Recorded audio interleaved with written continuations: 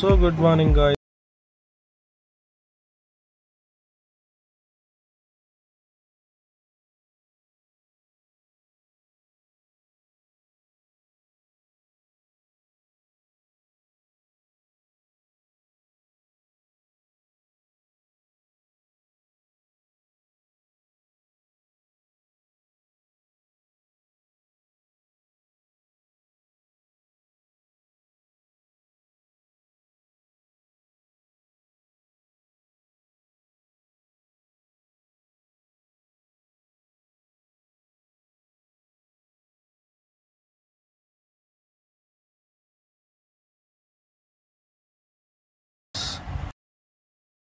ಮಂತ್ರಾಲಯ ಶ್ರೀ ಗುರು ರಾಘವೇಂದ್ರ ಸ್ವಾಮಿಗಳ ಸ್ತೋತ್ರ ಮತ್ತು ಅದ್ಭುತಗಳು.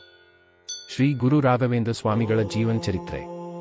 ಶ್ರೀ ಗುರು ರಾಘವೇಂದ್ರ ಸ್ವಾಮಿಗಳು 1595ರಲ್ಲಿ ಶಕ 1517 ಕರ್ನಾಟಕ ದ್ರಾವಿಡ ಸಂಧಿಯ ಭುವನಗಿರಿ ಎಂಬಲ್ಲಿ ಜನಿಸಿದರು.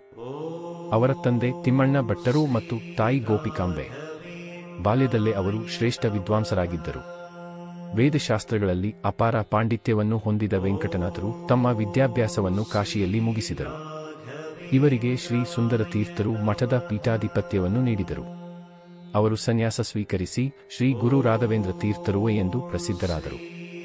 ತಾವು ಮಠದ ನೇತೃತ್ವ ವಹಿಸಿಕೊಂಡ ನಂತರ ಜ್ಞಾನ, ಭಕ್ತಿ ಮತ್ತು ವೈರಾಗ್ಯದ ಮಾರ್ಗದಲ್ಲಿ ಅನೇಕ ಶಿಷ್ಯರಿಗೆ ಮಾರ್ಗದರ್ಶನ ನೀಡಿದರು. ಅದ್ಭುತಗಳು, ಮಹಿಮೆಗಳು. ಶ್ರೀ ಗುರು ರಾಘವೇಂದ್ರ ಸ್ವಾಮಿಗಳಲ್ಲಿ ಅನೇಕ ಅದ್ಭುತ ಶಕ್ತಿಗಳು ಇರುತ್ತದೆ ಎಂಬುದು ಭಕ್ತರಲ್ಲಿ ಅಚಲವಾದ ನಂಬಿಕೆ. ಅವರ ಜೀವನದಲ್ಲಿ ಹಲವಾರು ಅದ್ಭುತ ಘಟನೆಗಳು ನಡೆದಿವೆ. 1. ಪೊಂಗಲ್ ತಟ್ಟೆ ಮತ್ತು ದರಿದ್ರ ಬ್ರಾಹ್ಮಣ. ಒಮ್ಮೆ ಒಬ್ಬ ಬಡ ಬ್ರಾಹ್ಮಣನು ಭಿಕ್ಷೆ ಕೇಳಲು ಬಂದಾಗ ಶ್ರೀಮಠದ ಅಡುಗೆ ಮಾಡುವವರು ಅವನಿಗೆ ತಮ್ಮ ತಿನಿಸಿನ ಉಳಿದ ಭಾಗವನ್ನು ನೀಡಿದರು. ಆದರೆ ಶ್ರೀ ರಾಘವೇಂದ್ರರು ಇದನ್ನು ನೋಡಿಕೊಂಡು ಅವನಿಗೆ ಶ್ರೇಷ್ಠ ಆಹಾರ ನೀಡುವಂತೆ ಹೇಳಿದರು. ಅದರಿಂದ ಆ ಬ್ರಾಹ್ಮಣನಿಗೆ ಬಹಳ ದೊಡ್ಡ ಶ್ರೀಮಂತಿಕೆ ದೊರಕಿತು. ಇದು ಸ್ವಾಮಿಗಳ ಕೃಪೆಯಿಂದ ಆಗಿತ್ತು ಎಂದು ಎಲ್ಲರೂ ನಂಬಿದರು. 2. ಮರಣದಂಡನೆ ತೊಲಗಿಸಿದ ಕೃಪೆ. ಒಮ್ಮೆ ರಾಜನ ಹಿಂಸೆಯಿಂದ ಭಕ್ತನೊಬ್ಬನಿಗೆ ಮರಣದಂಡನೆ ವಿಧಿಸಲಾಯಿತು. ಶ್ರೀ ರಾಘವೇಂದ್ರರು ರಾಜನ ಬಳಿ ಹೋಗಿ ಈ ವ್ಯಕ್ತಿ ನಿರ್ದೋಷಿಯೇ ಎಂದು ಹೇಳಿದರು. ರಾಜನು ಅವರ ಮಾತನ್ನು ಒಪ್ಪಲಿಲ್ಲ. ಆದರೆ ಶ್ರೀ ರಾಘವೇಂದ್ರರು ಆ ಭಕ್ತನಿಗೆ ಅನುಗ್ರಹ ಮಾಡಿದ ಕೂಡಲೇ ಆತನ ಮೇಲೆ ರಾಜನ ತಲೆ ಮಾಡಿದ ಶಿಕ್ಷೆ ವಿಫಲವಾಯಿತು. ರಾಜನು ಅದನ್ನು ನೋಡಿ ತಕ್ಷಣ ಶ್ರೀ ರಾಘವೇಂದ್ರ ಸ್ವಾಮಿಗಳಿಗೆ ಶರಣಾಗಿದ್ದ. 3. ತುಂಗಭದ್ರಾ ನದಿಯ ಮಧ್ಯದಲ್ಲಿ ಮಠ ನಿರ್ಮಾಣ. ಶ್ರೀ ರಾಘವೇಂದ್ರರು ಮಂತ್ರಾಲಯದಲ್ಲಿ ಮಠ ಸ್ಥಾಪನೆ ಮಾಡಲು ಒಂದು ವಿಶೇಷ ಸ್ಥಳವನ್ನು ಆಯ್ಕೆ ಮಾಡಿದರು. ನದಿಯ ಮಧ್ಯದಲ್ಲಿರುವ ಮಣಿಯಾಕುರ ಎಂಬ ಸ್ಥಳದಲ್ಲಿ ತಾವು ಬೃಂದಾವನ ಪ್ರವೇಶಿಸಿ ಭಕ್ತರಿಗೆ ಸತತ ಅನುಗ್ರಹವನ್ನು ಕೊಡಲು ನಿರ್ಧರಿಸಿದರು. ಶ್ರೀ ಗುರು ರಾಘವೇಂದ್ರ ಸ್ವಾಮಿಗಳ ಉಪದೇಶಗಳು. ಭಗವಂತನಲ್ಲಿ ನಂಬಿಕೆ ಇರಲಿ.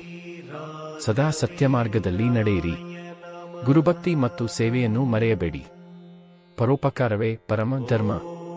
ಸತ್ಯವಂತರು, ಭಗವಂತನಲ್ಲಿ ಭಕ್ತಿ ಇಡುವವರು ಮತ್ತು ಗುರು ಸೇವೆ ಮಾಡುವವರು ಸದಾ ಶುಭಫಲ ಪಡೆಯುತ್ತಾರೆ. ಶ್ರೀ ಗುರು ರಾಘವೇಂದ್ರ ಸ್ವಾಮಿ ಬೃಂದಾವನ ಪ್ರವೇಶ. 1671ರಲ್ಲಿ ಶ್ರೀ ರಾಘವೇಂದ್ರರು ತಮ್ಮ ಭೌತಿಕ ಶರೀರವನ್ನು ತ್ಯಜಿಸಿ ಜೀವಂತ ಸಮಾಧಿ ಹೊಂದಿದರು. ಇದನ್ನು ಬೃಂದಾವನ ಪ್ರವೇಶ ಎಂದು ಕರೆಯುತ್ತಾರೆ. ಅವರ ಸಮಾಧಿ ಮಂತ್ರಾಲಯದಲ್ಲಿ ಸ್ಥಾಪಿತವಾಗಿದೆ ಮತ್ತು ಅದನ್ನು ಶ್ರೀ ರಾಘವೇಂದ್ರ ಸ್ವಾಮಿ ಮಠ ಎಂದು ಕರೆಯುತ್ತಾರೆ. ಶ್ರೀ ಗುರು ರಾಘವೇಂದ್ರಾಯ ನಮಃ ಈ ಮಂತ್ರವನ್ನು ಜಪಿಸಿದರೆ ಭಕ್ತರಿಗೆ ಅನುಗ್ರಹ ಸಿಗುತ್ತದೆ ಎಂದು ನಂಬಿಕೆ.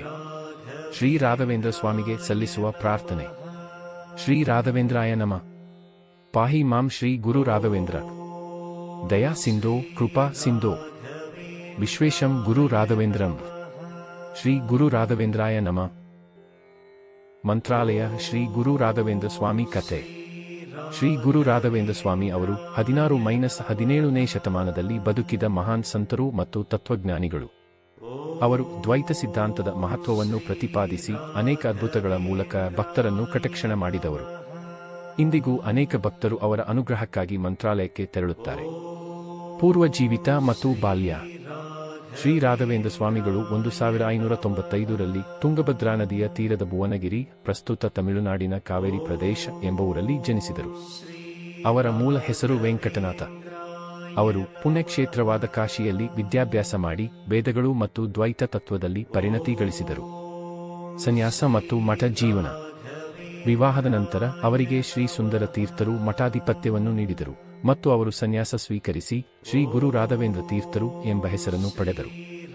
ಮಠದ ಪೀಠಾಧ್ಯಕ್ಷರಾಗಿ ಅವರು ಧರ್ಮ ಪ್ರಚಾರ ಮತ್ತು ಸಮಾಜ ಅಪ್ಲಿಫ್ಟ್ಮೆಂಟ್ಗೆ ತಮ್ಮ ಜೀವನವನ್ನು ಸಮರ್ಪಿಸಿದರು. ಅದ್ಭುತಗಳು ಮತ್ತು ಕೃಪೆ. ತಾನೇ ತಿಂದ ಪೊಂಗಲ್ ತಟ್ಟೆಯ ಕಸವನ್ನು ತಿನ್ನಲು ಬಾರದ ದರಿದ್ರ ಬ್ರಾಹ್ಮಣನಿಗೆ ಶ್ರೀಮಂತ ಸೀಮೆ ದೊರಕಿದ ಅದ್ಭುತ.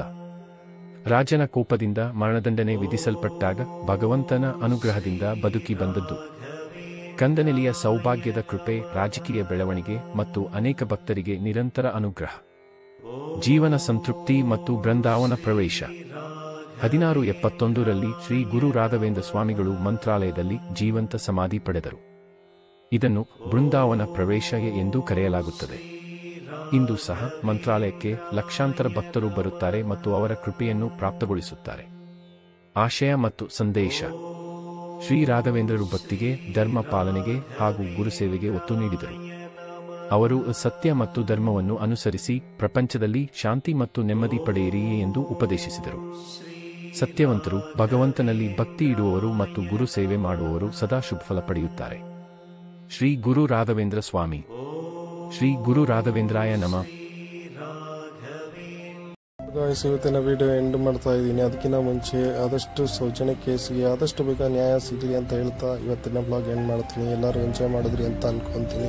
Thank you guys. ಇನ್ನೂ ಸಪೋರ್ಟ್ ಮಾಡ್ತಾ ಇರಿ, ಸಬ್ಸ್ಕ್ರೈಬ್ ಮಾಡಿ ಆದಷ್ಟು ನನ್ನ ಚಾನಲ್ನ.